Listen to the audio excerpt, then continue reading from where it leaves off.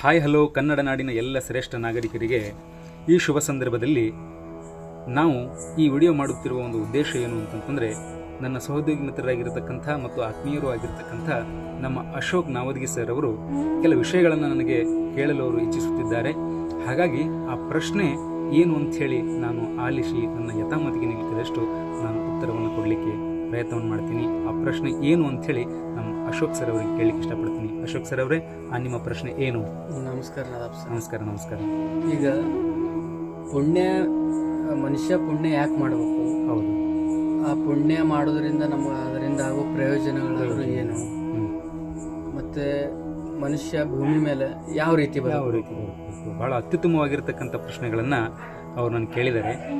ಮನುಷ್ಯ ಭೂಮಿಯ ಮೇಲೆ ಪುಣ್ಯ ಯಾಕೆ ಮಾಡಬೇಕು ಮತ್ತು ಪುಣ್ಯ ಮಾಡುವುದರಿಂದ ಮನುಷ್ಯನ ಜೀವನದಲ್ಲಿ ಆಗುವ ಪ್ರಯೋಜನಗಳೇನು ಮತ್ತು ಒಬ್ಬ ಮನುಷ್ಯನಾಗಿ ಭೂಮಿಯ ಮೇಲೆ ಹುಟ್ಟಿದ ಬಳಿಕ ನಾವು ಯಾವ ರೀತಿಯಾಗಿ ಬದುಕಿ ಬಾಳಬೇಕು ಅನ್ನೋದ್ರ ಕುರಿತಾಗಿ ಬಹಳ ಅತ್ಯುತ್ತಮವಾಗಿರ್ತಕ್ಕಂಥ ಪ್ರಶ್ನೆಗಳನ್ನು ಕೇಳಿದರೆ ನನ್ನ ಯಥಾಮತಿಗೆ ನಿಲುಕಿದಷ್ಟು ನಾನು ಉತ್ತರವನ್ನು ಕೊಡಲಿಕ್ಕೆ ನಾನು ಪ್ರಯತ್ನವನ್ನು ಪಡ್ತೀನಿ. ಕನ್ನಡ ನಾಡಿನ ಶ್ರೇಷ್ಠ ತತ್ವಜ್ಞಾನಿಗಳಾಗಿರ್ತಕ್ಕಂಥ ಕನ್ನಡದ ಕಬೀರರು ಎಂದು ಖ್ಯಾತಿ ಪಡೆದಿರತಕ್ಕಂಥ ಕನ್ನಡ ನಾಡಿನಲ್ಲಿ ಹಿಂದೂ ಮುಸಲ್ಮಾನ ಕ್ರೈಸ್ತ ಎಂಬ ಭೇದ ಭಾವವನ್ನು ತೊಲಗಿಸಿ ನಾವೆಲ್ಲರೂ ಭಾರತೀಯರು, ನಾವೆಲ್ಲರೂ ಭಾರತಾಂಬೆಯ ಮಕ್ಕಳು, ನಾವೆಲ್ಲರೂ ಪರಮಾತ್ಮನ ಜೀವಿಗಳು ಅಂತೇಳಿ ತಿಳ್ಕೊಂಡು ಭಾವೈಕ್ಯತೆಯನ್ನು ಮೂಡಿಸಿ ಇಹಲೋಕವನ್ನು ಬಿಟ್ಟು ಪರಲೋಕಕ್ಕೆ ತ್ಯಜಿಸಿರುವಂಥ ಇಬ್ರಾಹಿಂ ಸುತಾರ್ ಅವರನ್ನು ಎನ್ನ ಹೃದಯಾಂತರದಲ್ಲಿ ಸ್ಮರಿಸಿಕೊಂಡು ಮತ್ತು ವಿಜಯಪುರ ಜಿಲ್ಲೆಯ ಜ್ಞಾನ ಯೋಗಾಶ್ರಮದ ಶ್ರೀಗಳಾಗಿರ್ತಕ್ಕಂಥ ಸಿದ್ದೇಶ್ವರ ಅಪ್ಪಾಜಿಯವರನ್ನು ನನ್ನ ಹೃದಯ ಮಂದಿರದಲ್ಲಿ ಸ್ಮರಿಸಿಕೊಂಡು ವೀಕ್ಷಣೆ ಮಾಡುತ್ತಿರುವಂಥ ಸಮಸ್ತ ಕನ್ನಡಿಗರಿಗೆ ನನ್ನ ಅನಂತ ಕೋಟಿ ಧನ್ಯವಾದಗಳನ್ನು ಅರ್ಪಿಸಿ ದಯಮಾಡಿ ಈ ವಿಡಿಯೋವನ್ನು ಆಲಿಸಿ ಮತ್ತು ಈ ವಿಡಿಯೋವನ್ನು ಇತರರಿಗೂ ಕೂಡ ಶೇರ್ ಮಾಡಿರಿ. ಇನ್ನು ಆತ್ಮೀಯ ಬಂಧುಗಳೇ, ಮನುಷ್ಯ ಭೂಮಿಯ ಮೇಲೆ ಯಾಕೆ ಪುಣ್ಯವನ್ನು ಮಾಡಬೇಕು, ಯಾವುದಕ್ಕಾಗಿ ಪುಣ್ಯವನ್ನು ಸಂಪಾದನೆ ಮಾಡಬೇಕು ಮತ್ತು ಪುಣ್ಯ ನಮಗೆ ಎಲ್ಲೆಲ್ಲಿ ಕಾಪಾಡ್ತದೆ ಅನ್ನೋದಕ್ಕೋಸ್ಕರ ಗ್ರಂಥಗಳಲ್ಲಿ ಮತ್ತು ಕೆಲ ಕುರ್ಆನಲ್ಲಿ ಆಗಿರ್ಬೋದು, ಬೈಬಲಲ್ಲಿ ಆಗಿರ್ಬೋದು, ಬೇರೆ ಬೇರೆ ವಿಷಯಗಳಾಗಿರ್ಬೋದು, ಅದರ ಸಾರಾಂಶ ಮಾತ್ರ ಒಂದೇ ಆಗಿರ್ಬೋದು. ಹಾಗಾಗಿ ಒಂದು ಸಂಸ್ಕೃತದಲ್ಲಿ ಒಂದು ಶ್ಲೋಕ ಬರುತ್ತೆ ಅಶೋಕ್ ಸರ್, ಧರ್ಮಾತ್ ಸುಖಂ ಭವತಿ ಅಂಥೇಳಿ. ಮನುಷ್ಯನಿಗೆ ಸುಖ ಪ್ರಾಪ್ತಿಯಾಗುವಂಥದ್ದು ಕೇವಲ ಧರ್ಮದಿಂದ ಮಾತ್ರ ಮನುಷ್ಯನಿಗೆ ಸುಖ ಪ್ರಾಪ್ತಿಯಾಗ್ತದೆ. ಧರ್ಮ ಅಂತಂದ್ರೇನು?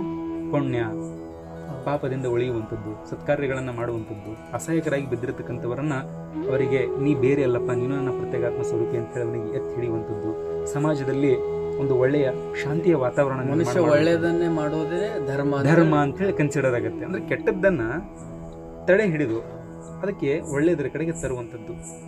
ಹಾಗಾಗಿ ಧರ್ಮದಿಂದಲೇ ಮನುಷ್ಯನಿಗೆ ಸುಖ ಪ್ರಾಪ್ತಿಯಾಗ್ತದೆ. ಮತ್ತು ಇವತ್ತಿನ ಒಂದು ಕಾಲದಲ್ಲಿ ದೊಡ್ಡ ದೊಡ್ಡ IAS ಆಫೀಸರ್ಗಳಾಗಿರ್ಬೋದು, ಅಧಿಕಾರಿಗಳಾಗಿರ್ಬೋದು, FDC ಆಗಿರ್ಬೋದು, SDC ಆಗಿರ್ಬೋದು, ಪೊಲೀಸ್ ಆಫೀಸರ್ಸ್ಗಳಾಗಿರ್ಬೋದು, DCಗಳಾಗಿರ್ಬೋದು, ಇವರೆಲ್ಲರೂ ಅಂತಿಮವಾಗಿ ಪ್ರಸ್ತುತ ಯುಗದಲ್ಲಿ ಬಯಸುತ್ತಿರತಕ್ಕಂಥದ್ದು ಏನು ಅಂತ ಕೇಳಿದರೆ ನೆಮ್ಮದಿಯನ್ನು ಬಯಸ್ತಾ ಇದ್ದಾರೆ. ನೆಮ್ಮದಿ ಅನ್ನುವಂಥದ್ದು ಬೇರೆ ಎಲ್ಲೂ ಕೂಡ ಇಲ್ಲ ಅಶೋಕ್ ಸರ್. ನೆಮ್ಮದಿ ಅನ್ನುವಂಥದ್ದು ಪರಮಾತ್ಮನು ನಮ್ಮ ಹೃದಯ ಮಂದಿರದಲ್ಲಿ ಅದನ್ನು ಸಂರಕ್ಷಣೆಯನ್ನು ಮಾಡಿಟ್ಟಿದ್ದಾನೆ. ಅದನ್ನು ನಾವು ಕಂಡುಕೋಬೇಕಷ್ಟೇ. ನೆಮ್ಮದಿ ಬೇರೆ ಎಲ್ಲೂ ಹುಡುಕಿದ್ರು ಕೂಡ ಅದು ನಮಗೆ ದೊರೆಯಲು ಸಾಧ್ಯವಿಲ್ಲ ಅನ್ನುವಂಥ ಒಂದು ತಾತ್ಪರ್ಯ. ಹಾಗಾಗಿ ಈ ಪುಣ್ಯ ಯಾಕೆ ಮಾಡಬೇಕು ಅಂತಂದರೆ ಅಶೋಕ್ ಸರ್, ಒಂದು ಬಹಳ ಅತ್ಯುತ್ತಮವಾಗಿರತಕ್ಕಂಥ ಮಾತನ್ನು ಒಬ್ಬರು ತತ್ವಜ್ಞಾನಿ ಹೇಳಿದ್ದಾರೆ. ಅವ್ರು ಹೇಳ್ತಾರೆ, ಎಲ್ಲೆಲ್ಲಿ ನಮಗೆ ಪುಣ್ಯ ಜೊತೆಯಾಗಿ ನಿಲ್ತದೆ, ಎಲ್ಲೆಲ್ಲಿ ನಮಗೆ ಪುಣ್ಯ ಸಾಥ್ ಕೊಡ್ತದೆ ಅಂತಂದರೆ, ವನೆ ರಣೆ ಶತ್ರು ಜಲಾಗ್ನಿ ಮಧ್ಯದೊಳ್ ಪರ್ವತ ಮಸ್ತಕೇವ ಸುಕ್ತಂ ಪ್ರಮತ್ತಂ ವಿಷಮಸ್ಥಿತಂ ವ ರಕ್ಷಂತಿ ಪುಣ್ಯಾನಿ ಪುರಕೃತಾನಿ ಅಂತ ಹೇಳಿ. ವನೆ ಅಂತಂತಂದ್ರೆ ವನದೊಳಗಡೆ ಈಗಿನ ಕಾಲದಲ್ಲಿ ಇಷ್ಟು ಸುಸಜ್ಜಿತವಾಗಿರತಕ್ಕಂಥ ಬೆಳಕಿನ ಒಂದು ವ್ಯವಸ್ಥೆ ಇದೆ, ರಸ್ತೆಯ ಮಾರ್ಗಗಳ ಒಂದು ವ್ಯವಸ್ಥೆ ಇದೆ, ಜನದಟ್ಟಣೆ ಒಂದು ಒಂದು ವಾತಾವರಣ ಇಲ್ಲಿದೆ. ಹಿಂದಿನ ಕಾಲದಲ್ಲಿ ಅಷ್ಟೊಂದು ಸುಸಜ್ಜಿತವಾಗಿರತಕ್ಕಂಥ ರಸ್ತೆಗಳಿರಲಿಲ್ಲ, ಬೆಳಕಿನ ವ್ಯವಸ್ಥೆ ಇರಲಿಲ್ಲ. ಒಬ್ಬ ಮನುಷ್ಯ ಕಾಡಿನ ಮಧ್ಯದಲ್ಲಿ, ವನದ ಮಧ್ಯದಲ್ಲಿ ಸಿಲುಕಿಕೊಂಡ ಸಂದರ್ಭದಲ್ಲಿ ನನಗೆ ಯಾರೂ ಇಲ್ಲ ಪರಮಾತ್ಮ, ನಾನು ವನದೊಳಗಡೆ ಪಶು ಪಕ್ಷಿಗಳಿಗೆ, ಪ್ರಾಣಿಗಳಿಗೆ ನಾನು ಬಲಿಯಾಗ್ತೀನಿ ಅನ್ನುವಂಥ ಸಂದರ್ಭದಲ್ಲಿ ಮನುಷ್ಯ ಮಾಡಿರ್ತಕ್ಕಂಥ ಪುಣ್ಯ ಆತನ ಜೊತೆಯಾಗಿತ್ತು ಅಂತಂತಂದರೆ ಅದೇ ಆ ಸುಕೃತ ಪುಣ್ಯವೇ ಅವನಿಗೆ ರಕ್ಷಣಾ ಒದಗಿಸ್ತದೆ ವಿನ ಬೇರೆ ಯಾವ ಶಕ್ತಿಯೂ ಕೂಡ ರಕ್ಷಣೆಯನ್ನು ಒದಗಿಸುವುದಿಲ್ಲ ಅನ್ನುವಂಥ ಒಂದು ತಾತ್ಪರ್ಯ. ಅದಾದ ನಂತರ ಅವರು ಹೇಳ್ತಾರೆ, ರಣೆ ಅಂತಂತಂದರೆ ರಣರಂಗದಲ್ಲಿ ಒಬ್ಬ ವ್ಯಕ್ತಿ ಶತ್ರುಗಳ ವಿರುದ್ಧದಲ್ಲಿ ಹೋರಾಟ ಮಾಡುತ್ತಿರುವ ಸಂದರ್ಭದಲ್ಲಿ ನನ್ನ ಸೋಲು ಖಚಿತ, ನಾನು ಈಗ ಶತ್ರುಗಳ ಕೈಯಲ್ಲಿ ಸಿಲುಕಿಕೊಳ್ತೀನಿ, ನನ್ನ ಹತವಾಗುತ್ತೆ, ನನ್ನ ನಾಶವಾಗುತ್ತೆ, ನನ್ನ ಕಾಪಾಡೋರು ಯಾರೂ ಇಲ್ಲಪ್ಪ ಅನ್ನುವಂಥ ಒಂದು ಸಂದರ್ಭದಲ್ಲಿ ರಣರಂಗದಲ್ಲಿ ಒಬ್ಬ ವ್ಯಕ್ತಿ ಆತ ಮಾಡಿರ್ತಕ್ಕಂಥ ಪೂರ್ವಜನ್ಮದ ಸುಕೃತ ಪುಣ್ಯ ಆತನ ಜೊತೆಗೆ ಭದ್ರವಾಗಿ ಇತ್ತು ಅಂತಂತಂದರೆ ಸೋಲಿಸ್ಲಿಕ್ಕೆ ಯಾರ ಕಡೆದಿಂದಲೂ ಸಾಧ್ಯ ಇಲ್ಲ. ಆತನ ಪುಣ್ಯವೇ ಆ ವ್ಯಕ್ತಿಗೆ ರಕ್ಷಣೆಯನ್ನು ಒದಗಿಸ್ತದೆ ಅನ್ನುವಂಥ ಒಂದು ತಾತ್ಪರ್ಯ. ಆಮೇಲೆ ಅವರು ಮುಂದುವರೆದು ಹೇಳ್ತಾರೆ, ವನೆ ರಣೆ ಶತ್ರುಗಳ ಕೈಯಲ್ಲಿ ನಾವು ಸಿಲುಕಿಕೊಂಡ ಸಂದರ್ಭದಲ್ಲಿ, ಶತ್ರುಗಳ ವಿರುದ್ಧ ಅವ್ರ ಕೈಯಲ್ಲಿ ನಾವು ಸಿಲುಕಿಕೊಂಡಾಗ, ಯಾರೂ ಇಲ್ಲಪ್ಪ ಈಗ ಶತ್ರುಗಳ ಕೈಗೆ ನಾನು ಸಿಲುಕೊಂಡಿದ್ದೀನಿ, ನನಗೆ ಕೊಲೆ ಮಾಡ್ತಾರೆ, ನನಗೆ ನಾಶವನ್ನು ಮಾಡ್ತಾರೆ ಅನ್ನುವಂಥ ಒಂದು ಸಂದರ್ಭದಲ್ಲಿ ಕೈ ಸೋತು ನಾವು ನಿಂತಾಗ ನಾವು ಮಾಡಿರುವಂತಹ ಪೂರ್ವಜನ್ಮದ ಸುಕೃತ ಪುಣ್ಯವೇ ನಮಗೆ ರಕ್ಷಣಾ ಒದಗಿಸ್ತದೆ ವಿನಃ ಬೇರೆ ಯಾವ ಶಕ್ತಿಯೂ ಕೂಡ ಸಹಾಯಕ್ಕೆ ನಮಗೆ ಬರುವುದಿಲ್ಲ ಅನ್ನುವಂಥ ತಾತ್ಪರ್ಯದಡಿಯಲ್ಲಿ ಅವ್ರು ಹೇಳಿರ್ತಕ್ಕಂಥದ್ದು. ಆಮೇಲೆ ಹೇಳ್ತಾರೆ, ವನೆ ರಣೆ ಶತ್ರು ಜಲಾಗ್ನಿ ಜಲದೊಳಗಡೆ, ನೀರಿನ ಮಧ್ಯದೊಳಗಡೆ, ಸಮುದ್ರದ ಮಧ್ಯದೊಳಗಡೆ ಒಬ್ಬ ವ್ಯಕ್ತಿ ಒಬ್ಬಂಟಿಯಾಗಿ ಬಿದ್ದ ಸಂದರ್ಭದಲ್ಲಿ, ನನಗೆ ಯಾರೂ ಇಲ್ಲ ಪರಮಾತ್ಮ, ನಾನು ಜಲಚರಗಳಿಗೆ ಬಲಿಯಾಗ್ತೀನಿ, ಅವರಿಗೆ ಆಹಾರವಾಗ್ತೀನಿ, ನಾನು ನೀರಿನಲ್ಲಿ ಮುಳುಗಿ ಸಾವನ್ನಪ್ತೀನಿ, ನನಗೆ ಉಳಿಸು ಪರಮಾತ್ಮ ಅಂತೇಳಿ ಅಂಗಲಾಚಿ ಬೇಡಿಕೊಂಡ ಸಂದರ್ಭದಲ್ಲಿ, ನೀರಿನ ಮಧ್ಯದಲ್ಲಿ ಇರುವ ಸಂದರ್ಭಕ್ಕೆ ನಾವು ಮಾಡಿರ್ತಕ್ಕಂಥ ಪೂರ್ವಜನ್ಮದ ಸುಕೃತ ಪುಣ್ಯವೇ ನಮಗೆ ಅಲ್ಲಿ ಜೊತೆಯಾಗಿ ನಿಂತು ರಕ್ಷಣಾ ಮಾಡ್ತದೆ ವಿನಃ ಬೇರೆ ಯಾವ ಶಕ್ತಿಯೂ ಕೂಡ ರಕ್ಷಣೆ ಮಾಡುವುದಿಲ್ಲ ಅನ್ನುವಂಥ ಒಂದು ತಾತ್ಪರ್ಯ. ಆಮೇಲೆ ಅಗ್ನಿ ಅಂತ ಹೇಳಂದ್ರು, ಒಂದು ಬೆಂಕಿಯ ಮಧ್ಯದಲ್ಲಿ ಮನುಷ್ಯ ಸಿಲುಕಿಕೊಂಡ ಸಂದರ್ಭದಲ್ಲಿ ನಾನು ಅಗ್ನಿ ಚಿತೆಗೆ ಭಸ್ಮವಾಗಿ ಪಂಚಮಹಾಭೂತಗಳಲ್ಲಿ ಲೀನವಾಗ್ತೀನಿ, ನನಗೆ ಕಾಪಾಡೋರು ಯಾರೂ ಇಲ್ಲ, ನಾನು ಸುಟ್ಟು ನಾಶವಾಗ್ತೀನಿ ಅನ್ನುವಂಥ ಸಂದರ್ಭದಲ್ಲಿ ಒಬ್ಬ ವ್ಯಕ್ತಿ ಮಾಡಿರ್ತಕ್ಕಂಥ ಪೂರ್ವಜನ್ಮದ ಸುಕೃತ ಪುಣ್ಯವೇ ಅಂತಹ ಸಂದರ್ಭದಲ್ಲಿ ಆತನಿಗೆ ಕಾಪಾಡುತ್ತೆ ವಿನಃ ಬೇರೆ ಯಾವ ಶಕ್ತಿಯೂ ಕೂಡ ಆತನಿಗೆ ಕಾಪಾಡುವುದಿಲ್ಲ ಅನ್ನುವಂಥ ಒಂದು ತಾತ್ಪರ್ಯ. ಆಮೇಲೆ ಹೇಳಿದ್ರು, ವನೇ ರಣೆ ಶತ್ರು ಜಲಾಗ್ನಿ ಮಧ್ಯದೊಳ್ ಪರ್ವತ ಮಸ್ತಕೇವ ಅಂತಂದ್ರೆ ಒಬ್ಬ ವ್ಯಕ್ತಿ ಬೆಟ್ಟದ ತುದಿಯಿಂದ ಕೆಳಗಡೆ ಜಾರಿ ಬೀಳುವ ಸಂದರ್ಭದಲ್ಲಿ ನನಗೆ ಕಾಪಾಡೋರು ಯಾರೂ ಇಲ್ಲ ಪರಮಾತ್ಮ ಅಂತ ಹೇಳಿ ಸೋತು ಹತಾಶಯನಾಗಿ ಪೂರ ಕೈ ಬಿಟ್ಟಿರ್ತಾನೆ. ಬೆಟ್ಟದ ತುದಿಯಿಂದ ಕೆಳಗಡೆ ಜಾರಿ ಬೀಳುವ ಸಂದರ್ಭದಲ್ಲಿ ಆ ವ್ಯಕ್ತಿ ಮಾಡಿರುವಂತಹ ಪೂರ್ವ ಜನ್ಮದ ಸುಕೃತ ಪುಣ್ಯ ಅವನ ಜೊತೆಗೆ ಇತ್ತು ಅಂತಂದ್ರೆ ಅಲ್ಲಿಯೂ ಕೂಡ ಭೂಮಿ ಶೀಳಿಯಾದರೂ, ಆಕಾಶ ಹರಿದಾದರೂ ಆ ಪರಮಾತ್ಮನ ಸಹಾಯ ಮನುಷ್ಯನಿಗೆ ಒದಗಿ ಬರ್ತದೆ ಅನ್ನುವಂಥ ಒಂದು ತಾತ್ಪರ್ಯ. ಸುಕ್ತಂ ಪ್ರಮತ್ತಂ ವಿಷಮಸ್ಥಿತಂ. ಸುಕ್ತಂ ಅಂತಂದ್ರೆ ಒಬ್ಬ ಮನುಷ್ಯ ಎಚ್ಚರ ತಪ್ಪಿ ಬಿದ್ದ ಸಂದರ್ಭದಲ್ಲಿ ನನಗೆ ಯಾರೂ ಕಾಪಾಡುವರಿಲ್ಲ ಪರಮಾತ್ಮ ಅನ್ನುವಂಥ ಒಂದು ಸಂದರ್ಭದಲ್ಲಿ ಒಬ್ಬ ವ್ಯಕ್ತಿ ಮಾಡಿರುವಂಥ ಪೂರ್ವಜನ್ಮದ ಪುಣ್ಯ ಅವನಿಗೆ ಜೊತೆಯಾಗಿ ನಿಲ್ತದೆ ವಿನಃ ಬೇರೆ ಯಾವುದು ಕೂಡ ಅವನ ಜೊತೆಯಾಗಿ ನಿಲ್ಲುವುದಿಲ್ಲ ಅನ್ನುವಂಥ ಒಂದು ತಾತ್ಪರ್ಯ. ಅವಾಗ ಹೇಳಿದ್ರು ಅವರು, ಸುಕ್ತಂ ಪ್ರಮತ್ತಂ ವಿಷಮಸ್ಥಿತಂ ರಕ್ಷಂತಿ ಪುಣ್ಯಾನಿ ಪುರಕೃತಾನಿ ಅಂತೇಳಿ. ಮನುಷ್ಯನಿಗೆ ವಿಷಮ ಪರಿಸ್ಥಿತಿಗಳು, ಸಂಕಷ್ಟದ ಪರಿಸ್ಥಿತಿಗಳು ಸಿಲುಕಿಕೊಂಡ ಸಂದರ್ಭದಲ್ಲಿ, ಹೇ ಪರಮಾತ್ಮನೇ ನನಗೆ ಒಂದು ದೋಷ ಇಲ್ಲ, ನನಗೆ ಸನ್ಮಾರ್ಗವನ್ನು ತೋರಿಸು ಅಂತೇಳಿ ಅಂದಾಗ, ಒಂದು ವೇಳೆ ನೀ ಪುಣ್ಯ ಸಂಪಾದನೆ ಮಾಡಿದ್ದಿ ಅಂತಂದರೆ ಇಂಥ ಸಂಕಷ್ಟದ ಪರಿಸ್ಥಿತಿಯಲ್ಲಿ ನೀ ಮಾಡಿರ್ತಕ್ಕಂಥ ಪುಣ್ಯ ನಿನಗೆ ಜೊತೆಯಾಗಿ ನಿಲ್ತದೆ ಅನ್ನುವಂಥ ತಾತ್ಪರ್ಯದ ಅಡಿಯಲ್ಲಿ ಅವರು ಹೇಳಿರುವಂಥದ್ದು. ಹಾಗಾಗಿ ಮನುಷ್ಯ ಎಲೆಮರೆಕಾಯಿ ಥರ ಪುಣ್ಯವನ್ನು ಸಂಪಾದನೆ ಮಾಡಿ ಇಟ್ಕೊಂಡಿರ್ಬೇಕು. ಅದು ಹೆಂಗಂತಂದ್ರೆ ಒಂದು ಟೈಪ್ ಆಫ್ ಕೈನೆಟಿಕ್ ಎನರ್ಜಿ ಅಂತೇಳಿ, ಬಲಗೈಯಿಂದ ಮಾಡಿರ್ತಕ್ಕಂಥ ಪುಣ್ಯ ಎಡಗೈ ಗೊತ್ತಾಗಿರಬಾರ್ದು. ಯಾಕಂತಂದ್ರೆ ಈಗಿನ ಕಾಲದಲ್ಲಿ ನಾವು ನೋಡಿರ್ಬೋದು, ಬಲಗೈಯಿಂದ ಮಾಡಿರ್ತಕ್ಕಂಥದ್ದನ್ನು ನಾವು ಇಡೀ ಜಗಜ್ಜಾಹಿರವಾಗಿ ಎಲ್ಲರ ಮಧ್ಯೆ ಅಂಥ ಒಳ್ಳೆಯ ಕರ್ಮವನ್ನು ಮಾಡಿದೆ ಅಂತ ಹೇಳ್ಕೊಳ್ತೀವಿ. ಹಾಗಾಗಿ ನಾವು ಮಾಡುವಂಥ ಕಾರ್ಯ ಪರಮಾತ್ಮ ಮೆಚ್ಚಿದರೆ ಸಾಕು ಅನ್ನುವಂಥ ಒಂದು ಭಾವದೊಳಗಡೆ ನಾವು ಪುಣ್ಯ ಕರ್ತವ್ಯವನ್ನು ಮಾಡಬೇಕಾಗತ್ತೆ. ಹಾಗಾಗಿ ನಾವು ದೇವರನ್ನು, ಸೃಷ್ಟಿಕರ್ತನನ್ನು ಸಂತುಷ್ಟಪಡಿಸುವುದಕ್ಕೋಸ್ಕರನೇ ಕೆಲಸ ಮಾಡಬೇಕು, ಬೇರೆ ಯಾವ ಉದ್ದೇಶವನ್ನು ಕೂಡ ನಾವು ಇಟ್ಕೊಂಡು ಮಾಡಬಾರ್ದು ಅನ್ನುವಂಥ ಒಂದು ತಾತ್ಪರ್ಯ. ಕೆಲವೊಂದು ಸಂದರ್ಭದಲ್ಲಿ ಹೇಳ್ತಾರೆ, ದಾನ ಧರ್ಮ ಒಳ್ಳೆಯ ಸತ್ಕರ್ಮ ಮಾಡಿರಿ ಅಂತ ಹೇಳಿದಾಗ ಕೆಲವೊಬ್ಬರಿಗೆ ಹೆಂಗಾಗ್ತದೆ ಅಂತಂತಂದರೆ ಅವ್ರು ಹೇಳ್ತಾರೆ, ದಾನವೆಂದೊಡೆ ತಲೆಯಲ್ಲಿ ಛಾನದಿಮಿಟ್ಟು ಹೊಡೆದಂತೆ, ದಾನವೆಂದೊಡೆ ತಲೆಯಲ್ಲಿ ಛಾನದಿಮಿಟ್ಟು ಹೊಡೆದಂತೆ, ತಾನೊಂದು ತಪ್ಪು ಮಾಡಿದೊಡೆ ದಂಡವನು ಮೌನದಿಂ ವೀವರು ಸರ್ವಜ್ಞ ಅಂತ. ಕೆಲವೊಬ್ಬರಿಗೆ ದಾನ ಮಾಡಿರಿ, ಧರ್ಮ ಮಾಡಿರಿ ಅಂತೇಳಿ ಹೇಳಿದಾಗ ದುಷ್ಟ ವ್ಯಕ್ತಿಗಳಿಗೆ ಅದು ಹೇಗೆ ಪರಿಣಮಿಸ್ತದೆ ಅಂತಂತಂದರೆ ತಲೆಯಲ್ಲಿ ಛಾನಿ ಇಟ್ಟು ಹೊಡೆದಂಗೆ ಆಗ್ತಿರ್ತದೆ. ಮತ್ತು ತಾವೊಂದು ತಪ್ಪು ಮಾಡದಪ್ಪ ಅಂತಂತಂದರೆ ಯಾರಿಗೂ ಹೇಳಲಾರ್ದಂಗೆ ಮೌನವಾಗಿ ದಂಡವನ್ನು ಕಟ್ಟಿ ಬರ್ತಾನೆ. ಹಾಗಾಗಿ ಸತ್ಯ ವ್ಯಕ್ತಿಗಳಿಗೆ ಪುಣ್ಯ ಮಾಡಿರಿ ಪಾಪ ಮಾಡಿರಿ ಅಂತಂದರೆ ಅವರ ಹೃದಯ ನಡುಗ್ತದೆ, ಹೌದಲ್ಲಪ್ಪ ನಾ ಏನಾದರೂ ಒಂದು ಮಾಡಬೇಕು ಅಂತ. ಬಟ್ ದುಷ್ಟ ವ್ಯಕ್ತಿಗಳ ಮುಂದೆ ದಾನ ಧರ್ಮ ಮಾಡಿರಿ ಅಂತ ಅಂದಾಗ ಅವರಿಗೆ ಎಷ್ಟು ನೋವಾಗ್ತದೆ ಅಂತಂದರೆ ತಲೆಯಲ್ಲಿ ಛನ್ನಿ ಇಟ್ಟು ಹೊಡೆದಷ್ಟು ನೋವಾಗ್ತದೆ. ಹಾಗಾಗಿ ನಾವು ಪುಣ್ಯಕರ್ಮಗಳನ್ನೇ ಮಾಡಬೇಕು, ಪಾಪಕರ್ಮಗಳಿಂದ ದೂರ ಇರಬೇಕು ಅನ್ನುವಂಥ ಒಂದು ತಾತ್ಪರ್ಯ.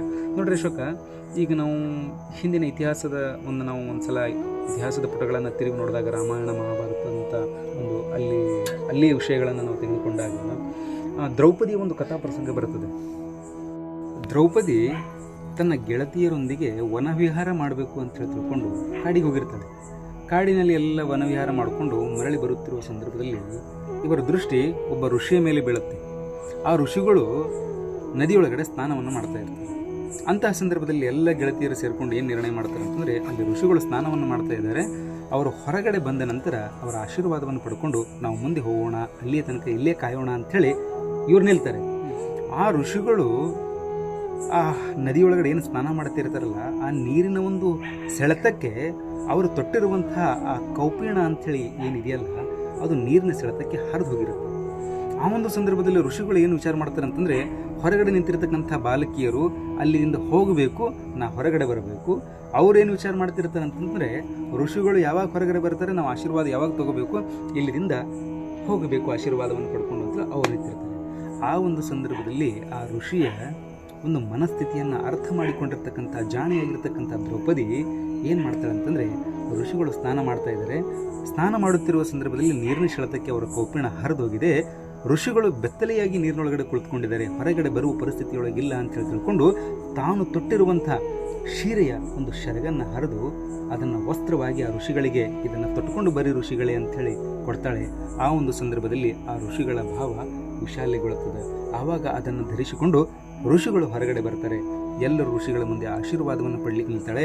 ಆವಾಗ ದ್ರೌಪದಿಗೂ ಕೂಡ ಆಶೀರ್ವಚನವನ್ನು ಆ ಋಷಿಗಳು ಮಾಡುತ್ತಿರುವ ಸಂದರ್ಭದಲ್ಲಿ ಅವರ ಹೃದಯದ ಒಂದು ಭಾವ ತುಂಬಿ ಬಂದು ಏನು ಆಶೀರ್ವಚನವನ್ನು ನೀಡ್ತಾರೆ ಅಂತಂದರೆ, ಶುಕ ಮಗಳೇ, ನಾನು ನೀರಿನೊಳಗಡೆ ಇದ್ದೆ, ಸಂಕಷ್ಟದ ಪರಿಸ್ಥಿತಿಯೊಳಗಡೆ ನಾ ಇದ್ದೆ, ನನ್ನ ಮಾನ ಹಾನಿಯಾಗುವಂಥ ಒಂದು ಪ್ರಸಂಗ.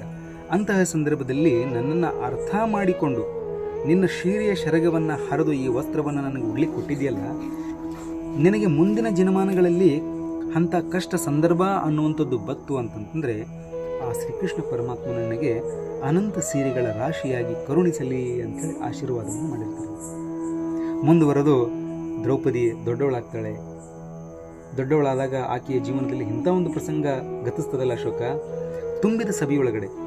ಇದರ ಕತೆ ವಿಶಾಲವಾಗಿದೆ, ಆದರೆ ನಾವು ಶಾರ್ಟ್ ಆಗಿ ಹೇಳಬೇಕು ಅಂತಂದರೆ, ಆ ತುಂಬಿದ ಸಭೆಯೊಳಗಡೆ ದುಷ್ಟನಾಗಿರತಕ್ಕಂಥ ದುಶ್ಯಾಸನ ಎಲ್ಲರ ಮುಂದೆ ಆಕೆಯ ಮಾನಹಾನಿಯನ್ನು ಮಾಡಬೇಕು ಅಂತ ತಿಳ್ಕೊಂಡು, ಆಕೆಗೆ ಬಲಾತ್ಕಾರವನ್ನು ಮಾಡಬೇಕು, ಆಕೆಯ ಮಾನವನ್ನು ಕೆಡಿಸಬೇಕು ಅಂತ ತಿಳ್ಕೊಂಡು ತುಂಬಿದ ಸಭೆಯೊಳಗಡೆ ಆಕೆಗೆ ಮಾನಹಾನಿ ಮಾಡಲಿಕ್ಕೆ ಮುಂದಾಗ್ತಾನೆ. ಅಂತಹ ಒಂದು ಸಂದರ್ಭದಲ್ಲಿ ಆ ಸಭೆಯೊಳಗಡೆ ಕುಳಿತುಕೊಂಡಿರ್ತಕ್ಕಂಥ ಘಟಾನುಘಟಿಗಳು ಇದ್ದರೂ ಕೂಡ ಅವರಿಗೆಲ್ಲರಿಗೂ ದ್ರೌಪದಿ ಅಂಗಲಾಚಿ ಬೇಡ್ಕೊಳ್ತಾಳೆ, ನನ್ನ ಮಾನವನ್ನು ಕಾಪಾಡ್ರಿ, ಯಾರಾದರೂ ದಯಮಾಡಿ ನನ್ನ ಮಾನವನ್ನು ಕಾಪಾಡ್ರಿ ಅಂತೇಳಿ ಬೇಡ್ಕೊಳ್ತಾಳೆ. ಆ ಒಂದು ಸಂದರ್ಭದಲ್ಲಿ ಯಾರು ಕೂಡ ಆಕೆಯ ಸಹಾಯಕ್ಕಾಗಿ ಬರುವುದಿಲ್ಲ ಅಶೋಕ. ಅಂತಹ ಸಂದರ್ಭದಲ್ಲಿ ಅಂತಿಮವಾಗಿ ಆ ದ್ರೌಪದಿ ಸಾಕ್ಷಾತ್ ಶ್ರೀ ಕೃಷ್ಣ ಪರಮಾತ್ಮನನ್ನು ನೆನೆಸ್ಕೊಳ್ತಾಳೆ. ಪರಮಾತ್ಮನೇ, ನನ್ನ ಮಾನ ಹಾನಿಯಾಗುವಂಥ ಒಂದು ಪ್ರಸಂಗ ಈಗ ಬಂದೊದಗಿದೆ, ನನ್ನ ಮಾನ ಹೋದ ಬಳಿಕ ಪ್ರಾಣ ಇದ್ದು ಏನು ಪ್ರಯೋಜನ, ನನ್ನ ಮಾನ ಇರುವ ತನಕನೇ ನನ್ನ ಪ್ರಾಣವನ್ನು ನೀನು ಬಂದು ಕಾಪಾಡಬೇಕು ಅಂಥೇಳಿ ಅಂದಾಗ, ಯಾರಿಗೂ ಕಾಣದ ಹಾಗೆ ಆ ಸಭೆಯೊಳಗಡೆ ಶ್ರೀಕೃಷ್ಣ ಪರಮಾತ್ಮನು ಬಂದು ನಿಂತು ಅಲ್ಲಿ ಅನಂತ ಸೀರೆಗಳ ರಾಶಿಯಾಗಿ ಆಕೆಗೆ ಕರುಣಿಸಿ ಆಕೆಯ ಮಾನವನ್ನು ಕಾಪಾಡ್ತಾನೆ ಅನ್ನುವಂಥ ಒಂದು ತಾತ್ಪರ್ಯ. ಈ ಕಥೆ ನಮಗೆ ಏನನ್ನ ಸೂಚಿಸುತ್ತೆ ಅಂತಂತಂದರೆ, ದ್ರೌಪದಿಗೆ ಘಟಾನುಘಟಿಗಳು ಸಭೆಯಲ್ಲಿ ಇದ್ದರೂ ಕೂಡ ಅವ್ರ ಕಡೆಯಿಂದ ಉಳಿಸ್ಲಿಕ್ಕೆ ಆಗಲಿಲ್ಲ. ಯಾಕಂತಂತಂದರೆ, ದ್ರೌಪದಿ ಹಿಂದೆ ಮಾಡಿರುವಂಥ ಒಂದು ಪೂರ್ವ ಜನ್ಮದ ಸುಕೃತ ಪುಣ್ಯವೇ ಆಕೆಗೆ ರಕ್ಷಣಾ ಒದಗಿಸ್ತೇ ವಿನಃ ಬೇರೆ ಯಾವ ಶಕ್ತಿಯೂ ಕೂಡ ಅಲ್ಲಿ ರಕ್ಷಣೆಯನ್ನು ಒದಗಿಸ್ಲಿಕ್ಕೆ ಆಗಲಿಲ್ಲ ಅನ್ನುವಂಥ ಒಂದು ತಾತ್ಪರ್ಯ. ಹಾಗಾಗಿ ಮನುಷ್ಯ ಏನು ಮಾಡಬೇಕು? ಪುಣ್ಯವನ್ನೇ ಮಾಡಬೇಕು. ಪುಣ್ಯ ಏನು ಮಾಡ್ತದೆ? ಮನುಷ್ಯನ ಕಷ್ಟ ಕಾಲದ ಸಂದರ್ಭಕ್ಕೆ ರಕ್ಷಣೆಯನ್ನು ಒದಗಿಸುತ್ತೆ ಅನ್ನೋದಕ್ಕೆ ಒಂದು ಅತ್ಯುತ್ತಮವಾಗಿರತಕ್ಕಂಥ ಉದಾಹರಣೆ ಅಂತೇಳಿ ಇದನ್ನು ಹೇಳಬಹುದು. ಮುಂದುವರೆದು ಹೇಳ್ತಾರೆ, ಹರಪೂಜೆ ಗುರು ಸೇವೆ ವರಪುಣ್ಯವಿಲ್ಲದೆ ಬರಿದೇ ಸುಖ ಭೋಗ ದೊರಕುವುದುಂಟೆ ಆತ್ಮ. ಹಣವಿದ್ದಾಗಲೇ ಭಕ್ತಿ, ನೆನವಿದ್ದಾಗಲೇ ಸೇವೆ, ಗುಣವಿದ್ದಾಗಲೇ ಮಾಡಿ ಮುಕ್ತಿ ಪಡೆಯಾತ್ಮ. ಒಣ ಮಾತಾಡಿದರೆ ಸೆಣ ಹರಿದು ಹೋಗುವುದು, ತೃಣಯನ ಒಲಿಸುವುದು ಬಲುಕರ ಕಷ್ಟಕರ ಆತ್ಮ. ಹರಪೂಜೆ ಗುರು ಸೇವೆ ವರಪುಣ್ಯವಿಲ್ಲದೆ ಬರಿದೇ ಸುಖ ಭೋಗ ದೊರಕುವುದುಂಟೆ ಆತ್ಮ. ಹಣವಿದ್ದಾಗಲೇ ಭಕ್ತಿ, ಮನುಷ್ಯನ ಹತ್ರ ಸುಖ ಸಂಪತ್ತು ಐಶ್ವರ್ಯ ಆರೋಗ್ಯ ಇದ್ದಾಗಲೇ ಮನುಷ್ಯ ಏನು ಮಾಡಬೇಕು? ಭಕ್ತಿ ಮಾಡಬೇಕು. ಗುಣವಿದ್ದಾಗಲೇ ಸೇವೆ, ಯಾವಾಗ ಒಳ್ಳೆಯ ಮನಸ್ಸು ಒಳ್ಳೆಯ ಕಾರ್ಯಗಳನ್ನು ಮಾಡಬೇಕು ಅಂಥೇಳಿ ಹುಮ್ಮಸ್ಸು ತುಂಬಿ ಬಂದಿರುತ್ತಲ್ಲ, ಅಂತಹ ಸಂದರ್ಭದಲ್ಲಿ ಒಳ್ಳೆಯ ಸೇವೆಯನ್ನು ಮಾಡಿ ಮುಕ್ತಿಯನ್ನು ಮನುಷ್ಯ ಕಾಣಬೇಕು ಅನ್ನುವಂಥ ತಾತ್ಪರ್ಯ. ಒಣ ಮಾತಾಡಿದರೆ ಸೆಣ ಹರಿದು ಹೋಗುವುದು, ಕೇವಲ ಮಾತುಗಳನ್ನು ಆಡುವುದರಿಂದ, ಡಾಂಬಿಕ ಭಕ್ತಿಯನ್ನು ಮಾಡುವುದರಿಂದ ಆ ವ್ಯಕ್ತಿ ಪರಮಾತ್ಮನಲ್ಲಿ ಮೋಕ್ಷ ಹೊಂದಲು ಸಾಧ್ಯವಿಲ್ಲ. ಸೆಣ ಹರಿದು ಹೋಗುವುದು, ತೃಣಯನ ಒಲಿಸುವುದು, ಪರಮಾತ್ಮನನ್ನು ಒಲಿಸುವುದು ಬಲುಕರ ಕಷ್ಟಕರ ಆತ್ಮ ಅಂತ ಹೇಳುವಂತಾರೆ. ಮುಂದುವರೆದು ಹೇಳ್ತಾರೆ, ಹಿಂದೆ ಮಾಡಿದ ಪುಣ್ಯವನ ಇಂದುಂಡುಡಬೇಕು, ಇಂದು ಮಾಡಿರುವ ಪುಣ್ಯವನ ಮುಂದುಂಡುಡಬೇಕು. ಹಿಂದೆ ಮಾಡಿರ್ತಕ್ಕಂಥ ಪುಣ್ಯದ ಪ್ರತಿಫಲ ನಾವು ಇಂದು ಅನುಭವಿಸಬೇಕು. ಇದನ್ನು ಕೂಡ ಈ ಒಂದು ವ್ಯವಸ್ಥೆಯು ಕೂಡ, ಈ ಒಂದು ಕಾಲವು ಕೂಡ ಶಾಶ್ವತವಾಗಿರುವುದಿಲ್ಲ. ಮುಂದೆಯೂ ಕೂಡ ನನಗೊಂದು ಕಾಲ ಇದೆ ಅಂತ ಅರ್ಥೈಸಿಕೊಂಡು ಇಂದು ಮಾಡಿರತಕ್ಕಂಥ ಪುಣ್ಯ ಮುಂದಿನ ಜನ್ಮಗಳಲ್ಲಿ ನನಗೆ ಕೈ ಹಿಡಿತದೆ ಅನ್ನುವಂಥ ತಾತ್ಪರ್ಯದಲ್ಲಿ ನಾವು ವಿಚಾರ ಇಟ್ಕೊಂಡು ಮಾಡಿದ್ದೀವಿ ಅಂತಂದರೆ ಮುಂದೆ ನಮಗೆ ಆ ಪುಣ್ಯ ಕಾಪಾಡ್ತದೆ ಅನ್ನುವಂಥ ಒಂದು ತಾತ್ಪರ್ಯ. ಹಿಂದೆ ಮಾಡಿದ ಪುಣ್ಯವನ ಇಂದುಂಡುಡಬೇಕು, ಇಂದು ಮಾಡಿರುವ ಪುಣ್ಯವನ ಮುಂದುಂಡುಡಬೇಕು. ಇಂದುಧರಣ ಆಣೆಯಾಗಿ ಸಂದೇಹವಿಲ್ಲವೋ ತಿಳಿಕಂಡೆ ಆತ್ಮ ಅಂತೇಳಿ ಬರೀತಾರೆ. ಭಾಳ ಸುಂದರವಾಗಿರ್ತಕ್ಕಂಥ ಅರ್ಥಗರ್ಭಿತ ವಾಕ್ಯಗಳನ್ನು ಅವ್ರು ಹೇಳ್ತಾರೆ. ಹಾಗಾಗಿ ಅಶೋಕ, ಮನುಷ್ಯ ಜೀವನದಲ್ಲಿ ಏನನ್ನೂ ಕೂಡ ತೆಗೆದುಕೊಂಡು ಹೋಗ್ಲಿಕ್ಕಾಗುವುದಿಲ್ಲ. ಎಷ್ಟೇ ಆತ ಹಗಲು ರಾತ್ರಿ ಎನ್ನದೇ ಕಷ್ಟಪಟ್ಟು ಸಂಪಾದನೆ ಮಾಡಿರ್ತಕ್ಕಂಥ ಸಂಪತ್ತಾಗಿರ್ಬೋದು, ಧನ ಆಗಿರ್ಬೋದು, ಹೆಂಡತಿ ಆಗಿರ್ಬೋದು, ಮಕ್ಕಳೇ ಆಗಿರ್ಬೋದು, ಬಂಗಲೆಗಳಾಗಿರ್ಬೋದು, ಈ ಅಧಿಕಾರ ಆಗಿರ್ಬೋದು, ಯಾವುದು ಕೂಡ ಮನುಷ್ಯನ ಜೀವನದಲ್ಲಿ ಶಾಶ್ವತವಾಗಿರ್ತಕ್ಕಂಥದ್ದಲ್ಲ. ಇವು ಕೇವಲ ಕ್ಷಣಿಕವಾಗಿರತಕ್ಕಂಥದ್ದು. ಅದಕ್ಕೆ ಕನ್ನಡ ನಾಡಿನ ಶ್ರೇಷ್ಠ ತತ್ವಜ್ಞಾನಿ ಒಂದು ಮಾತನ್ನು ಹೇಳ್ತಾರೆ. ಅವ್ರು ಏನು ಹೇಳ್ತಾರೆ ಅಂತಂದರೆ, ಧನ ಅನಿಭೂಮೋ ಪಶುವಷ್ಟ ಗೋಷ್ಠಿ ಭಾರ್ಯ ಗೃಹದ್ವಾರೆ ಜನ ಸ್ಮಶಾನೆ ದೇಹ ಕ್ಷಿತಾಯಂ ಕರ್ಮಾಣಿ ಗೋ ಗಚ್ಚತಿ ಜೀವ ಏಕಃ ಅಂತ ಹೇಳ್ತಾರೆ. ಇದರ ಭಾವಾರ್ಥ ಏನು ಅಂತಂದರೆ, ಧನ ಅನಿಭೂಮೋ, ಎಲ್ಲ ಮನುಷ್ಯನೇ, ನೀನು ಸಂಪಾದನೆ ಮಾಡಿರ್ತಕ್ಕಂಥ ಧನ, ಸಂಪತ್ತು, ಆಯುಷ್ಯ, ಆರೋಗ್ಯ, ಬಂಗಲೆ, ಭೌತಿಕವಾಗಿ ಏನು ಸ್ಪರ್ಶಿಸಲ್ಪಡ್ತಾವಲ್ಲ ಅಂತ ಎಲ್ಲ ವಸ್ತುಗಳು ಅವು ಇಲ್ಲೇ ಉಳಿತಾವೆ. ಇಲ್ಲಪ್ಪ, ನೀ ಹಗಲಿ ರಾತ್ರಿ ಕೂಡಿಸಿ ನಮಗೆ ಸಂಪಾದನೆ ಮಾಡಿದ್ದಿ, ನೀ ಹೋದ ಬಳಕ ನಮಗೆ ಯಾರ ಗತಿ ಅದರ, ನಾನು ಅಗ್ನಿಚಿತಿಯಲ್ಲಿ ನಿನ್ನ ಜೊತೆ ಬರ್ತೀವಿ ಅಂತ ಹೇಳಿ ಬೆನ್ಗಿನ ಹತ್ತವೇನು? ಸಾಧ್ಯನೇ ಇಲ್ಲ. ಹಾಗಾಗಿ ಇವರೇನಂದ್ರು, ಧನ ಅನಿಭೂಮೋ, ನೀನು ಸಂಪಾದನೆ ಮಾಡಿರ್ತಕ್ಕಂಥ ಧನ, ಸಂಪತ್ತು, ಬಂಗಲೆ, ಈ ಭೌತಿಕ ವಸ್ತುಗಳೇನಿದಾವಲ್ಲ ಇವು ಎಲ್ಲವೂ ಕೂಡ ಶಾಶ್ವತವಾಗಿ ಭೂಮಿಯ ಮೇಲೆ ಉಳಿತವೆ. ಹೇಗೆ ನೀನು ಪರಮಾತ್ಮನಿಂದ ಭೂಮಿಗೆ ಬಂದಾಗ ತಾಯಿ ಗರ್ಭದಿಂದ ಬರಿಗೈಯಿಂದ ಬಂದಿದೆಯಲ್ಲ, ಹೋಗುವಾಗಲೂ ಕೂಡ ಬರಿಗೈಯಿಂದಲೇ ಈ ಜಗತ್ತನ್ನು ಬಿಟ್ಟು ವಿದಾಯ ಹೇಳಿ ಹೋಗಬೇಕಾಗುತ್ತೆ. ಯಾವುದು ಕೂಡ ಶಾಶ್ವತವಾದದ್ದಲ್ಲ, ಇವೆಲ್ಲ ಇಲ್ಲೇ ಉಳಿತವೆ ಅಂತ ಹೇಳ್ತಾರೆ. ಆಮೇಲೆ ಹೇಳ್ತಾರೆ, ಪಶುವಷ್ಟ ಗೋಷ್ಠಿ ಅಂತಂದ್ರೆ ಹಿಂದಿನ ಕಾಲದಲ್ಲಿ ರಾಜ ಮಹಾರಾಜರು ಅತಿ ಪ್ರೀತಿಯಿಂದ ಮುದ್ದಾಗಿ ಸಾಕಿರ್ತಕ್ಕಂಥ ಪ್ರಾಣಿಗಳು, ಸಾರಿಗೆಗಾಗಿ ಉಪಯೋಗಿಸ್ತಿರ್ತಕ್ಕಂಥ ಪ್ರಾಣಿಗಳು, ಆನೆ ಆಗಿರ್ಬೋದು, ಕುದುರೆ ಆಗಿರ್ಬೋದು, ಒಂಟೆ ಆಗಿರ್ಬೋದು, ಇವು ಕೂಡ ಶಾಶ್ವತವಾಗಿ ನಮ್ಮ ಜೊತೆಗೆ ಬರುವುದಿಲ್ಲ. ಈಗ ನಾವು ಹೇಳ್ಬೋದು, ಬೈಕ್ ಆಗಿರ್ಬೋದು, ಕಾರ್ ಆಗಿರ್ಬೋದು, ವಿಮಾನ ಆಗಿರ್ಬೋದು, ಹೆಲಿಪ್ಯಾಡ್ ಆಗಿರ್ಬೋದು, ಇವು ಕೂಡ ಶಾಶ್ವತವಾಗಿ ನಮ್ಮ ಜೊತೆಗೆ ಬರುವುದಿಲ್ಲ. ಇವು ಕೂಡ ಶಾಶ್ವತವಾಗಿ ಇಲ್ಲೇ ಉಳಿತವೆ. ನೀ ಹೆಂಗೆ ತಾಯಿ ಗರ್ಭದಿಂದ ಬಂದಿದೆಯಲ್ಲ, ಬರಿಗೆಯಿಂದ ಮರಳಿ ಪರಮಾತ್ಮನ ಕಡೆಗೆ ಖಾಲಿ ಕೈಯಿಂದನೇ ಹೋಗ್ಬೇಕಾಗ್ತದೆ. ಇದನ್ನು ಕೂಡ ಶಾಶ್ವತವಾಗಿರತಕ್ಕಂಥದ್ದಲ್ಲ. ಮುಂದುವರೆದು ಹೇಳ್ತಾರೆ, ಭಾರ್ಯ ಗೃಹದ್ವಾರಿ ಅಂತಂದ್ರೆ ಮದುವೆಯಾದಾಗಿನಿಂದ ಹಿಡ್ಕೊಂಡು ಅಂತಿಮ ಉಸಿರು ಇರೋ ತನಕ ನಿನಗೆ ಜೊತೆಗೆ ಕೈಗೆ ಕೈ ಇಟ್ಕೊಂಡು ನಾನು ಅಂತಿಮ ತನಕ ನಿನ್ನ ಜೊತೆಗೆ ಇರ್ತೀನಿ ಅನ್ನುವಂಥ ಹೆಂಡತಿಯು ಕೂಡ ನೀನು ಸತ್ತ ಬಳಿಕ ಅಥವಾ ನಾವು ಸತ್ತ ಬಳಿಕ ಹೆಂಡತಿ ದ್ವಾರ ಬಾಗಿಲಿನ ತನಕ ಬಂದು ಮನುಷ್ಯನಿಗೆ ವಿದಾಯ ಹೇಳಬಹುದೇ ವಿನ ಅಂತಿಮವಾಗಿ ಹೆಂಡತಿಯು ಕೂಡ ನಮ್ಮ ಜೊತೆಗೆ ಶಾಶ್ವತವಾಗಿ ಬರುವುದಿಲ್ಲ. ಭಾರ್ಯ ಗೃಹದ್ವಾರ, ಅಲ್ಲಿ ತನಕ ಮಾತ್ರ ವಿದಾಯ ಹೇಳಬಹುದೇ ವಿನ ನಮ್ಮ ಜೊತೆಗೆ ಆಕೆಯು ಕೂಡ ಬರುವುದಿಲ್ಲ. ನಾವು ಒಬ್ಬಂಟಿಯಾಗಿ ಹೋಗಬೇಕಾಗ್ತದೆ ಅನ್ನೋದು ತಾತ್ಪರ್ಯ. ಆಮೇಲೆ ಮುಂದುವರೆದು ಹೇಳ್ತಾರೆ, ಜನಾಹ ಸ್ಮಶಾನೆ ಅಂತಂತಂದ್ರೆ ಅಣ್ಣ ತಮ್ಮಂದಿಯರು, ಬಂಧು ಬಳಗದವರು, ಸ್ನೇಹಿತರು, ಗುರು ಹಿರಿಯರು, ಗ್ರಾಮಸ್ಥರು, ಇವರೆಲ್ಲರೂ ಕೂಡ ನಮಗೆ ವಿದಾಯವನ್ನು ಹೇಳಲಿಕ್ಕೆ ಸ್ಮಶಾನದ ತನಕ ಮಾತ್ರ ಬರಬಹುದೇ ವಿನ, ಅಗ್ನಿಯೊಳಗಡೆ ಇಡು ತನಕ ಮಾತ್ರ ನಮ್ಮ ಜೊತೆಗೆ ಬರ್ಬೋದೇ ವಿನ ಅವರು ಕೂಡ ಜೊತೆಯಾಗಿ ನಮ್ಮ ಜೊತೆಗೆ ಬರ್ಲಿಕ್ಕೆ ಸಾಧ್ಯ ಇಲ್ಲ. ಅದಕ್ಕೆ ಜನಾಹ ಸ್ಮಶಾನ. ಮುಂದುವರೆದು ಹೇಳ್ತಾರೆ, ದೇಹಶ್ಚಿತಾಯಾಮ್, ಈ ದೇಹವು ಕೂಡ ನಂದಲ್ಲ, ಇದು ಪಂಚಮಹಾಭೂತಗಳಿಂದ ಮಣ್ಣಿನಿಂದ ಸೃಷ್ಟಿಯಾಗಿರತಕ್ಕಂಥದ್ದು. ಈ ದೇಹವು ಕೂಡ ಜೊತೆಯಾಗಿ ಬರುವುದಿಲ್ಲ. ಈ ದೇಹ ಪಂಚಮಹಾಭೂತಗಳಲ್ಲಿ ಚಿತೆಗೆ ಬಲಿಯಾಗಿ, ದೇಹಶ್ಚಿತಾಯಾಮ್, ಇದು ಚಿತೆಗೆ ಅರ್ಪಣೆಯಾಗುತ್ತೆ. ಇದು ಕೂಡ ನಮ್ಮ ಜೊತೆಗೆ ಶಾಶ್ವತವಾಗಿ ಬರುವುದಿಲ್ಲ. ಹಾಗಾದ್ರೆ ನಮ್ಮ ಜೊತೆಗೆ ಬರುವಂಥದ್ದೇನು? ಅವ್ರು ಹೇಳ್ತಾರೆ, ತಾಯಿಯ ಗರ್ಭದಲ್ಲಿ ಮಗು ಸೃಷ್ಟಿಯಾಗುತ್ತಿರುವ ಸಂದರ್ಭದಲ್ಲಿ ಅದಕ್ಕೆ ಪರಮಾತ್ಮ ಒಂದು ಕಡೆ ಹೇಳ್ತಾರಲ್ಲ, ಎಲ್ಲ ಮನುಷ್ಯನೇ ನನ್ನ ಯಾವ ಕೊಡುಗೆಯನ್ನು ನೀನು ಅಲ್ಲಗಳೆಯಲು ಸಾಧ್ಯವಿದೆ ಹೇಳು. ಪರಮಾತ್ಮನ ಯಾವ ಕೊಡುಗೆ ನೀ ಅಲ್ಲಗಳೆಯಲಿಕ್ಕೆ ಸಾಧ್ಯದ? ಅದಕ್ಕೆ ಅವ್ರು ಹೇಳಿದ್ರು, ತುಚ್ಛವಾದ ಒಂದು ವೀರ್ಯದ ಬಿಂದುವನ್ನು ತಾಯಿಯ ಗರ್ಭವನ್ನು ಪ್ರವೇಶಿಸುವಾಗಿ ನಾನು ಮಾಡಿದೆನು. ತಾಯಿಯ ಗರ್ಭದಲ್ಲಿ ಆ ತುಚ್ಛವಾದ ವೀರ್ಯದ ಬಿಂದುವನ್ನು ಒಂದು ಸುಭದ್ರವಾದ ಸ್ಥಳದಲ್ಲಿ ಇರಿಸಿದನು. ಕಾಲಕ್ರಮೇಣ ಅದನ್ನು ರಕ್ತದ ಮುದ್ದೆಯನ್ನಾಗಿ ಪರಿವರ್ತಿಸಿದನು. ಅದಾದ ನಂತರ ಅದನ್ನು ಮಾಂಸದ ಮುದ್ದೆಯನ್ನಾಗಿ ಪರಿವರ್ತಿಸಿದನು. ಅದಾದ ನಂತರ ಮಾಂಸದ ಮುದ್ದೆಯೊಳಗಡೆ ಎಲುಬುಗಳನ್ನು ಪೋಣಿಸಿದನು. ಅದಾದ ನಂತರ ಎಲುಬುಗಳ ಮಧ್ಯದಲ್ಲಿ ಒಂದು ಹೃದಯದ ಬಡಿತವನ್ನಿಟ್ಟನು. ಅದಾದ ನಂತರ ಆ ಹೃದಯದ ಬಡಿತಕ್ಕೆ ಸಾಕ್ಷಾತ್ ಸಚ್ಚಿದಾನಂದ ಮಯೋ ವಿಭುವು ಆಗಿರುವಂಥ ಆತ್ಮವನ್ನು ಪ್ರವೇಶ ಮಾಡಿಸಿದ್ದಾನೆ. ಈ ಸುಂದರವಾಗಿರತಕ್ಕಂಥ ಅಸ್ಥಿ ಪಂಜರಕ್ಕೆ ಮೇಲ್ಭಾಗದಲ್ಲಿ ಚರ್ಮದ ಹೊದಿಕೆಯನ್ನು ಮಾಡಿ ತಾಯಿಯ ಗರ್ಭದಲ್ಲಿ ಒಂದು ನೀರಿನ ಚೀಲದಲ್ಲಿ ಇಷ್ಟು ಸುಂದರವಾಗಿರತಕ್ಕಂಥ ಆಕೃತಿಯನ್ನು ರಚನೆ ಮಾಡಿ ಭೂಲೋಕಕ್ಕೆ ತಂದಿದ್ದೀನಲ್ಲ, ಯಾವ ಕೊಡುಗೆ ಅಲ್ಲಗಳೆಯಲು ಸಾಧ್ಯವಿದೆ? ಭೂಮಿಯ ಮೇಲೆ ಮನುಷ್ಯನ ಅಸ್ತಿತ್ವವೇ ಇರಲಿಲ್ಲ ಅಶೋಕ.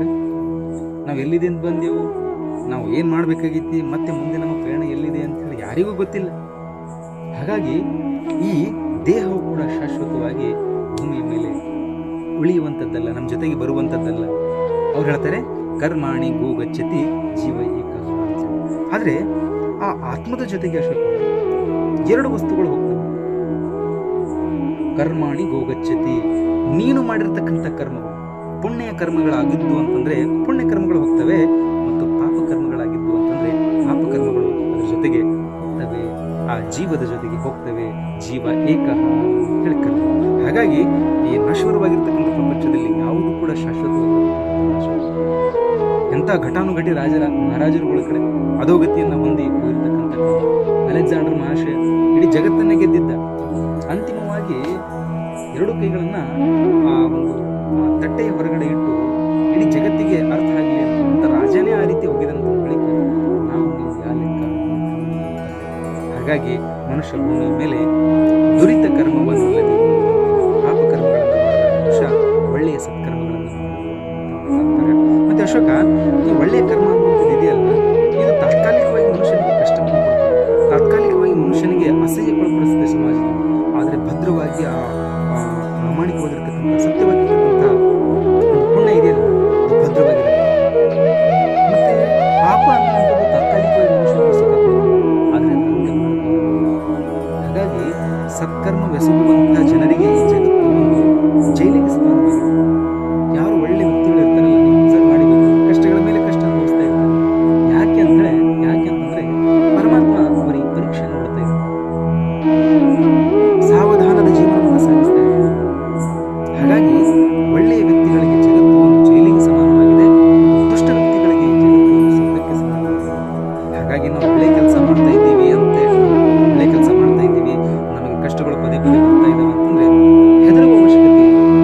ಪರಮಾತ್ಮ ನಮ್ಮನ್ನ ಪರೀಕ್ಷಿಸ್ತಾ ಇದ್ದಾನೆ, ಪರೀಕ್ಷೆಯಲ್ಲಿ ನಾವು ಪಾಸ್ ಆಗಬೇಕು ತಾತ್ಪರ್ಯವನ್ನು ಇಟ್ಕೊಳ್ಬೇಕು. ಈಗ ನೋಡಿ, ನೀವು ಸಂತರು, ಶರಣರು, ಋಷಿಗಳು, ಪೀರ ಪೈಗಂಬರರು ಇವರೆಲ್ಲರೂ ಸುಖದ ಸುಪ್ಪತ್ತಿಯೊಳಗಡೆ ಇರಬೇಕಾಗಿರತಕ್ಕಂಥವ್ರು.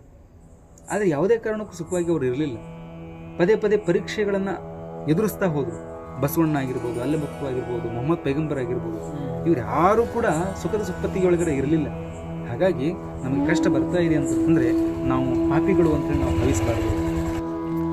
ಹಾಗಾಗಿ ಅಶೋಕ, ಮನುಷ್ಯ ಭೂಮಿಯ ಮೇಲೆ ಒಳ್ಳೆಯ ಕರ್ಮಗಳನ್ನೇ ಮಾಡಬೇಕು.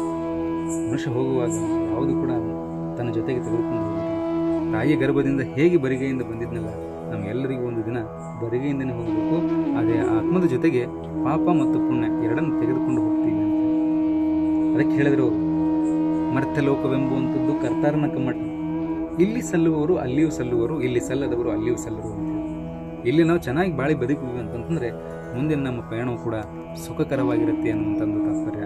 ಹಾಗಾಗಿ ಪುಣ್ಯ ಯಾಕೆ ಮಾಡಬೇಕು, ಪುಣ್ಯ ಎಲ್ಲೆಲ್ಲಿ ನಮಗೆ ಕಾಪಾಡ್ತದೆ ಅನ್ನೋದ್ರ ಕುರಿತಾಗಿ ನಾನು ಯಥಾಮತಿಗೆ ನಿಲ್ಕಿದಷ್ಟು ನಾನು ತಿಳಿಸ್ಲಿಕ್ಕೆ ಪ್ರಯತ್ನ ಪಟ್ಟಿದ್ದೀನಿ. ಇದ್ರ ಬಗ್ಗೆ ನಿಮ್ಗೆ ಅರ್ಥ ಆಯ್ತಾ ಅಶೋಕ್ ಸರ್? ಇಲ್ಲ, ಅರ್ಥ ಆಯ್ತು ರೀ. ಈಗ ನಮಗೊಂದು ಡೌಟ್ ಇತ್ತು ಸರ್. ಮೊದಲು ನಿಮ್ಮದು ಇದು ಬೋಧನೆಗಿಂತಲೂ ಮೊದಲು ಪುಣ್ಯದ ಸಮಾಜ ಒಪ್ಪಿದಂಥ ಪುಣ್ಯದ ಕೆಲಸಗಳನ್ನು ಎಷ್ಟೋ ಜನ ಪುಣ್ಯಾತ್ಮರು ಮಾಡ್ತಾ ಇದ್ರು. ಅವ್ರ ಕಷ್ಟದಲ್ಲಿ ಜೀವನ ಸಾಗಿಸ್ತಾ ಇದ್ದಾರೆ. ಅವರಿಗೆ ಪದೇ ಪದೇ ಪದೇ ತೊಂದರೆಗಳು ಬರ್ತಾ ಇದ್ದಾವೆ. ಇಷ್ಟೆಲ್ಲ ಸಮಸ್ಯೆಗಳನ್ನ ಎದುರಿಸಿದ್ರು ಎಷ್ಟೋ ದುಷ್ಟ ಜನರು ಅವರಿಗಿಂತ ಚೆನ್ನಾಗಿ ಬದುಕನ್ನು ಅನುಭವಿಸ್ತಾ ಇದ್ದಾರೆ. ಹಾಗಾಗಿ ಈಗ ನಾವು ಸತ್ಯ ಅಥವಾ ಪುಣ್ಯದ ಹಿಂದೆನೆ ಬೆನ್ನ ಬಿದ್ದು ಅವುಗಳಿಗೆ ಆದ್ಯತೆ ಕೊಟ್ಟು ನಾವು ಇರೋದೇ ಒಂದು ಜೀವನವನ್ನ ಯಾಕೆ ಕಷ್ಟದಾಗ ಅನುಭವಿಸ್ಬೇಕು? ನಾವು ಏನೇನು ಕೆಟ್ಟ ಮಾರ್ಗಗಳನ್ನು ಹಿಡಿದು ಸಂಪತ್ತನ್ನ ಕ್ರೋಢೀಕರಣ ಮಾಡಿ ಒಳ್ಳೆ ಜೀವನ ಮಾಡ್ಬೋದಲ್ಲ ಅನ್ನೋದು ಒಂದು ನಮ್ದು ಮುಂಚಿನ ಭಾವನೆ. ಇದ್ರ ಬಗ್ಗೆ ಈಗ ತಾವು ಹೇಳಿದ ಮೇಲೆ ಒಂದು ಕ್ಲಿಯರ್ ಆಯ್ತು. ಕೊನೆಗೆ ಕಾಪಾಡೋದು ಪುಣ್ಯನೇ. ಹಾಗಾಗಿ ನಮ್ಮಿಂದ ಒಂದು ಹಾಗಾಗಿ ನನ್ನ ಯಥಾಮತಿಗೆ ನಿಲ್ಕಿದಷ್ಟು ನಾನು ಹೇಳಲಿಕ್ಕೆ ಪ್ರಯತ್ನ ಪಟ್ಟಿದ್ದೀನಿ ಅಶೋಕ್ ಸರ್. ಇದ್ರ ಬಗ್ಗೆ ನಿಮಗೆ ಅರಿವಾಯಿತು ಅಂತೇಳಿ ನಾನು ಭಾವಿಸ್ತೀನಿ. ಹಾಗಾಗಿ ನನ್ನ ಆತ್ಮೀಯ ಬಂಧುಗಳೇ, ಇಲ್ಲಿಯವರೆಗೆ ವೀಕ್ಷಣೆ ಮಾಡಿರ್ತಕ್ಕಂಥ ತಮಗೆಲ್ಲರಿಗೂ ಅನಂತ ಕೋಟಿ ದಂಡವತ್ ಪ್ರಣಾಮಗಳನ್ನು ಸಲ್ಲಿಸಿ ಈ ವಿಡಿಯೋವನ್ನು ದಯಮಾಡಿ ನೀವು ಆಲಿಸಿ ಮತ್ತು ಇನ್ನೊಬ್ಬರಿಗೂ ಕೂಡ ಶೇರ್ ಮಾಡಿರಿ. ನಮ್ಮಲ್ಲಿ ಎಷ್ಟು ಜ್ಞಾನ ಇದೆಯಲ್ಲ, ಈ ಕರ್ತವ್ಯದ ಸಮಯದಲ್ಲಿ ಸ್ವಲ್ಪ ಬಿಡುವನ್ನು ಮಾಡಿಕೊಂಡು ನಾವು ಪ್ರಯತ್ನವನ್ನು ಮಾಡ್ತಾ ಇದ್ದೀವಿ. ನಿಮ್ಮ ಒಂದು ಸಹಕಾರ ನಮಗೆ ಜೊತೆಯಾಗಿರಲಿ. ಯಾಕಂತಂದರೆ ನಾಳೆ ಅಂತಿಮ ದಿನ ಪರಮಾತ್ಮ ನಮ್ಮಿಂದ ಕೇಳಲ್ಪಡ್ಬೋದು. ಹೇಳಪ್ಪ, ನಿನಗೆ ಜ್ಞಾನವನ್ನು ಕೊಟ್ಟಿದ್ದೆ, ಅದನ್ನು ಎಲ್ಲಿ ನೀನು ಖರ್ಚು ಮಾಡಿ ಬಂದಿ ಅಂತೇಳಿ. ಭೂಮಿ ಮೇಲೆ ಯಾರೂ ಪರಿಪೂರ್ಣರಾಗಲಿಕ್ಕೆ ಸಾಧ್ಯ ಇಲ್ಲ. ಅಲ್ಪ ಸ್ವಲ್ಪ ಜ್ಞಾನದಿಂದಲೇ ಸಮಾಜಮುಖಿ ಒಳ್ಳೆಯ ಕಾರ್ಯಗಳನ್ನು ಮಾಡುವುದರಿಂದ ನಾವು ಪುಣ್ಯವನ್ನು ಸಂಪಾದನೆ ಮಾಡಬಹುದು ಅನ್ನುವಂಥ ಒಂದು ತಾತ್ಪರ್ಯದಿಂದ ಈ ವಿಡಿಯೋವನ್ನು ಮಾಡ್ತಾ ಇದ್ದೀವಿ. ದಯಮಾಡಿ ಆಲಿಸಿ, ಇನ್ನೊಬ್ಬರಿಗೂ ಕೂಡ ಶೇರ್ ಮಾಡಿರಿ ಅಂಥೇಳಿ ಎಲ್ಲರಿಗೂ ಶುಭರಾತ್ರಿ. ಎಲ್ಲರಿಗೂ ಆ ದೇವನು ಎಲ್ಲರ ಮೇಲೆ ಶಾಂತಿ ಮತ್ತು ದಯೆ ಸದಾ ಕರುಣಿಸಲಿ ಅಂತ ತಿಳ್ಕೊಂಡು ಈ ವಿಡಿಯೋಗೆ ಇಲ್ಲಿಗೆ ವಿರಾಮವನ್ನು ಕೊಡ್ತಾ ಇದ್ದೀನಿ. ನಮಸ್ಕಾರಗಳು.